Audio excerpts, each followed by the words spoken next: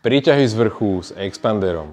Na precvičenie ťahovej sily, čiže niečoho, čo priťahujeme v domácich podmienkach, ti stačí takýto expander a dvere. A dá sa odcvičiť pekne chrbát. Jednoznačne tie dvere sa musia zatvárať smerom k tebe. Pretože keby si z druhej strany, tak ich môžeš stiahnuť na seba. Dajte pozor, keď máte nejaké tesnenie, aby ste si ho expanderom nepoškodili, ale väčšina dverík, kde máte takúto obložkovú zárubňu, by mali byť v pohode.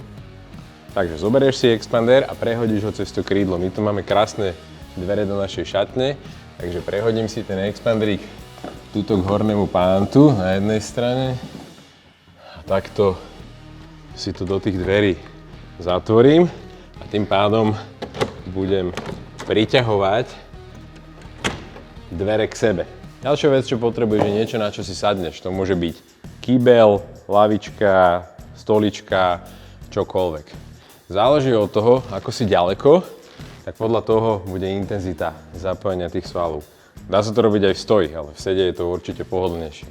Takže sadneš si, teraz ja už tu mám celkom napätie, takže budem potrebovať ísť bližšie. Takže pritiahnem si tento fajný Galaxík z IKEA bližšie, chytím si ten expander, posadím sa, najlepšie na stred dverí a teraz čo je dôležité, vystriem sa, zakloním a priťahujem. Pokiaľ sa môžete zaprieť o zárubňu, tak ešte lepšie a priťahujem. Čo je dôležité, je tu neutrálna krivka chrbtice, čiže fixujem tú pozíciu, ramena od uší dolu, trošku sa nakloním, spevním stred a cez paže priťahujem k sebe.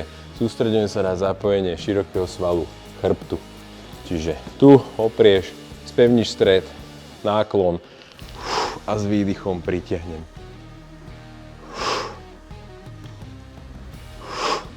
Tadá!